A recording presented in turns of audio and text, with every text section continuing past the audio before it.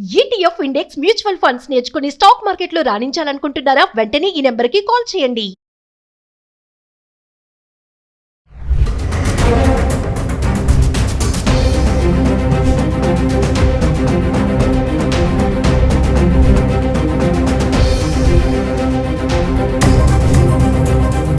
Hello viewers, welcome back to our channel. ప్రస్తుతం మనతో పాటు ఉన్నారు centre for human security studies founder and executive director Kanneganti Ramesh Babu garu. సార్తో మాట్లాడదాం.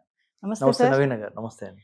సార్, మరి ట్రంప్ ఎప్పుడైతే అధికార పగ్గాలు చేపట్టారో విధించినటువంటి కొన్ని రూల్స్ అయితే ఉన్నాయి, వాటికి డెడ్ లైన్ అయితే అయిపోయింది. February 19th అని చెప్పారు, బర్త్ రైట్ సిటిజన్షిప్. మరి ఇప్పుడు మన వాళ్ళకి ఇది గుడ్ న్యూస్ అని అనుకోవచ్చా?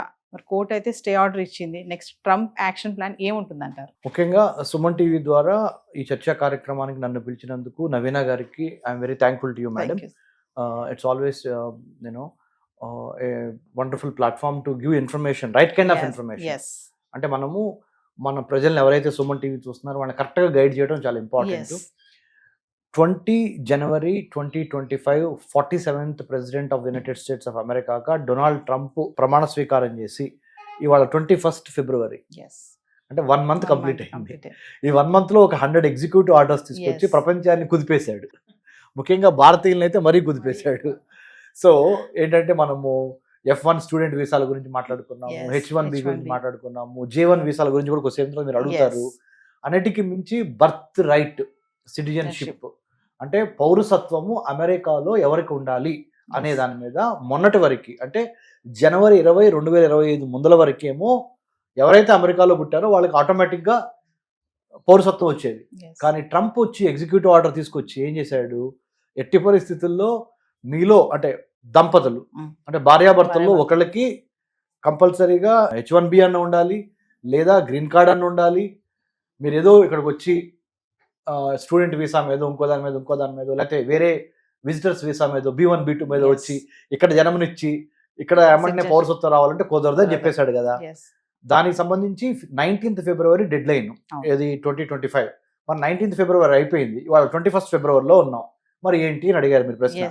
దాని సమాధానంగా అమెరికాలో 50 సంయుక్త రాష్ట్రాలు ఉంటే 50 సంయుక్త రాష్ట్రాల్లో కొన్ని రాష్ట్రాల్లో ఆయన యొక్క ఎగ్జిక్యూటివ్ ఆర్డర్ మీద ఛాలెంజ్ చేస్తా కోర్టులో కేసేశారు మన వాళ్ళు కొంతమంది. అక్కడ అమెరికన్ సిటిజన్స్ వేయొచ్చు, లేదా డెమోక్రాట్స్ వేయొచ్చు. అంటే అమెరికాలో 2 రాజకీయ పార్టీలు ఉన్నాయి, democratic party, Republican party. Donald Trump Republican పార్టీకి చెందిన ఆయన రిపబ్లికన్ పార్టీ గుర్తు ఏంటంటే ఎలిఫెంట్, డెమోక్రటిక్ పార్టీ గుర్తు డాంకీ. సో రిపబ్లికన్ పార్టీ మీద డెమోక్రాట్స్ కూడా కేసు వేసి ఉండొచ్చు, లేదా మన నాన్ రెసిడెంట్ ఇండియన్స్ కూడా వేసి ఉండొచ్చు. ఎవరు వేసినా కానీ విషయం ఏంటంటే అమెరికాలో ఉన్న 50 సంయుక్త రాష్ట్రాల్లో కొన్ని రాష్ట్రాలు, డిస్ట్రిక్ట్ ఆఫ్ కొలంబియా అనేది ఒక స్పెషల్, అమెరికా క్యాపిటల్ ఏంటంటే వాషింగ్టన్ DC అంటారు, డిస్ట్రిక్ట్ ఆఫ్ కొలంబియా. ఆ డిస్ట్రిక్ట్ ఆఫ్ కొలంబియా ఇటు కొద్దిగా మేరీల్యాండ్లోనూ ఉంటుంది, అటు కొద్దిగా మన వర్జీనియాలోనూ ఉంటుంది. అవన్నీ కలిపి ఒక డిస్ట్రిక్ట్ అది. అక్కడ కోర్టులో వేశారు. కోర్టు ఏముంది, స్టే విధించింది. దాంతోపాటు ఇంకొక రాష్ట్రం సియాటల్లో వేశారు, ఇంకో చోట కాలిఫోర్నియాలో కూడా ఈ ఎగ్జిక్యూటివ్ ఆర్డర్ని వేశారు.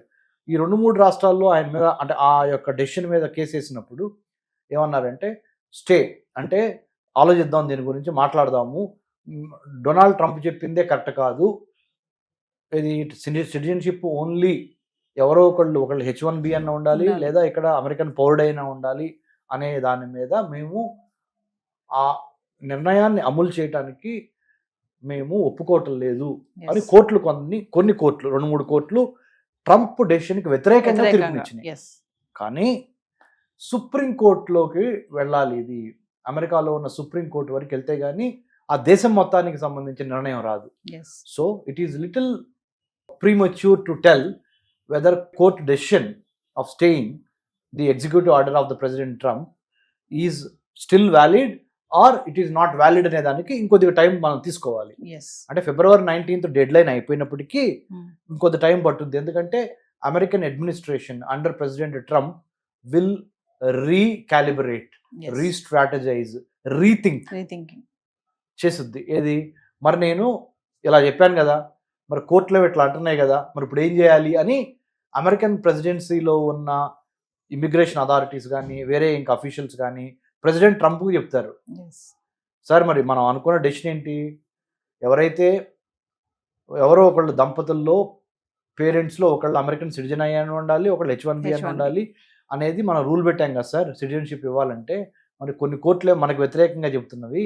మరి ఏం చేద్దాం అన్నప్పుడు ఓవరాల్గా ఇంకోసారి దీని మీద మనము రిపబ్లికన్ పార్టీ మీటింగ్లో డెసిషన్ ఒకటి తీసుకోవటము పార్టీ Yes. పరంగా, లేదా దీనికి సంబంధించిన కాన్సిక్వెన్సెస్ మూలాన అమెరికన్ గవర్నమెంట్కి ఏమన్నా ఇబ్బంది అయ్యేది ఉందా, సుప్రీంకోర్టు కనుక రేపు పొద్దున కనుక మన ట్రంప్ చేసిన డెసిషన్ని మళ్ళీ వ్యతిరేకించిందనుకో పరువు నష్టం.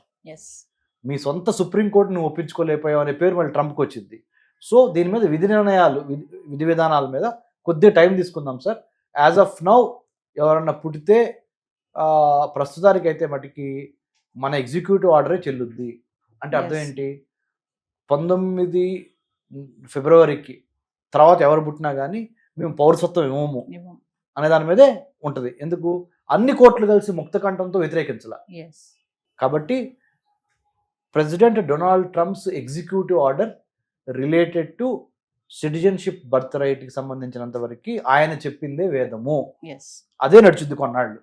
ఇంకా మిగతా కోర్టులు including supreme court of United States of America వాళ్ళు ఫైనల్గా డెసిషన్ టేకెన్ బై ట్రంప్ని కొట్టేస్తే కానీ అది కొట్టివేయబడదు. అప్పటి వరకు decision what ever Trump has taken అదే చెల్లుబాటు అవుద్ది. ఎస్ అది క్లారిటీ. ట్రంప్ కి వ్యతిరేకంగా వస్తే ఓకే హ్యాపీ, ఒకవేళ అనుకూలంగా వస్తే మన వాళ్ళ పరిస్థితి ఏంటి సార్ మరి? ట్రంప్ నిర్ణయానికి అనుకూలంగా అంటే ఏంటి అర్థం, H1B అన్న ఉండాలి, సిటిజన్షిప్ అన్న ఉండాలి భార్యాభర్తల్లో ఒకరికి, అప్పుడే మీ పిల్లలకి పౌరసత్వం ఇస్తాము అనే దాని మీద. ట్రంప్కి అనుకూలంగా వస్తే చాలా తక్కువ మంది భారతీయ పిల్లలకి పౌరసత్వం వస్తుంది. ఎస్ ట్రంప్కి వ్యతిరేకంగా వస్తే జనం గెలిచినట్టు. అంతే. అంటే ఇదివరకు ఇట్లాగానే అక్కడికి వెళ్ళి ప్రెగ్నెన్సీ అక్కడ డెలివరీ చేసి పుట్టంగానే అబ్బాయికో అమ్మాయికో అమెరికన్ సిటిజన్షిప్ తీసుకొని మనం రావటం, లేకపోతే అక్కడే ఉంటాం, Yes. Whatever. So Trump ఓడిపోవాలని కోరుకుందాం, మన వాళ్ళకి లార్జర్ మేలు ఇంట్రెస్ట్ జరగాలని. మంచి జరగాలని. లేదా ఇంకొక రకంగా ఆలోచిస్తే ఇప్పుడు ఇండియా కూడా తక్కువేం కాదు, మనం కూడా science technology engineering mathematics medicine మనం కూడా మంచి పేరు తెచ్చుకుంటున్నాము. So it goes both ways. Let's see Yes. How it is going to take. చూద్దాం సార్ మరి ఏమవుతుంది. అంటే మన వాళ్ళకి గుడ్ న్యూస్ వస్తుందా మరి, ఒక అదే. కోర్టు కనుక ట్రంప్ కి అనుకూలంగా ఇస్తారా ఏ తీర్పు అనేది చూడాలి. చూసి wait, we have to wait and see. Thank you sir. Thank you అండి.